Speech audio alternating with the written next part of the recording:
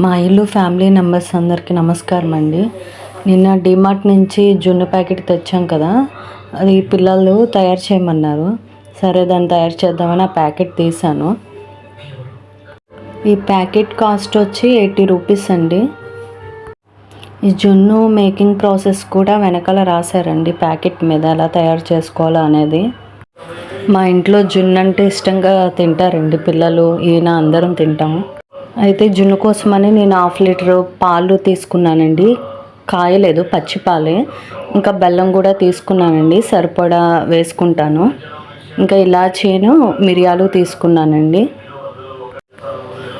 అయితే చిన్నోడు వచ్చాడండి, నేను తయారు చేస్తానని. సరే వాడికి ఇచ్చాను. ప్యాకెట్ కట్ చేసి వాడే కలుపుతాడంట. ఆ పాలల్లో ఆ పౌడర్ అంతా వేసేసుకోవాలండి. ఆ ప్యాకెట్కి 1/2 లీటర్ పాలు పడతాయి. పచ్చి పాలే తీసుకున్నానండి, కాయలేదు వాటిని. ఆ పాలల్లో పౌడర్ వేసాం కదండి, దాన్ని విస్కర్తో బాగా కలుపుకోవాలండి. నెక్స్ట్ కొంచెం కొంచెం బెల్లం వేసుకొని కలుపుకోవాలండి. బెల్లం అంతా కరిగే వరకు కలుపుకుంటూ ఉండాలి. మనకి ఎక్కువగా జున్ను పాలు దొరకవు కదండి, అలాంటి టైంలో ఇలాంటి ప్యాకెట్ తీసుకుని ఇలా తయారు చేసుకుంటే బాగుంటుంది. టేస్ట్ జున్ను లాగానే ఉంటుందండి, బాగుంటుంది. మరి జున్ను పాలంత గట్టిగా ఉండదు, కానీ ఈ ప్యాకెట్ కొంచెం లైట్గా బాగానే ఉంటుందండి, టేస్ట్ అలాగే ఉంటుంది. అయితే ఇది మిరియాలను ఇలాచి మిక్సీ పట్టానండి, కొంచెం బెల్లం వేసి మిక్సీ పట్టేసాను. దాన్ని కూడా పాలల్లో వేసేయాలండి. ఈ మిశ్రమాన్ని అంతా బాగా కలుపుకోవాలండి.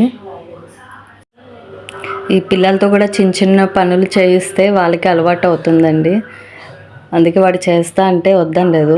వాడు కలుపుతుంటే గిన్నె కూడా తిరిగిపోతుందండి. అలా కాదు, గిన్నె పట్టుకొని కలపాలని చెప్తే మళ్ళీ గిన్నె పట్టుకున్నాడు.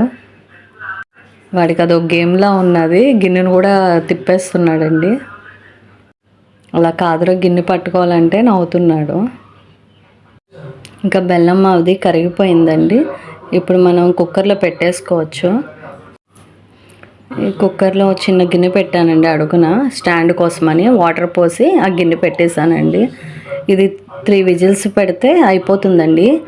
ఇడ్లీ కుక్కర్లో కూడా పెడతారండి. అయితే అది నాకు టైం తెలియదండి. ఇదైతే 3 విజిల్స్ వస్తే సరిపోతుంది కదా అన్నట్టు ఇంకా కుక్కర్లో పెట్టేశానండి. ఇంకా 3 విజిల్స్ వచ్చేసిందండి, అయిపోయింది. మరీ పర్ఫెక్ట్గా గట్టిగా అయితే రాదండి, మిల్క్ కాదు కదా ఇది, పౌడర్ కదా, ఇట్లాగే ఉంటుంది.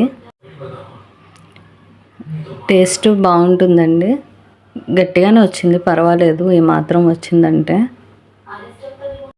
కాసేపు ఫ్రిడ్జ్లో పెట్టుకుని తింటే బాగుంటుందండి. ఇంక ఇవి చిన్న చిన్న ముక్కల కింద కట్ చేసేస్తున్నాను. కొంచెం సెకండ్ డేకి అలాగా కొంచెం గట్టిగా అవుతుందండి. జున్ను వాతం ఎక్కువ తినకూడదు అంటారు. ఇది ప్యాకెట్ జున్నే కదండి, పర్వాలేదు అనుకుంటున్నాను నేను. ఈ వీడియో నచ్చినట్లయితే లైక్ చేయండి, షేర్ చేయండి.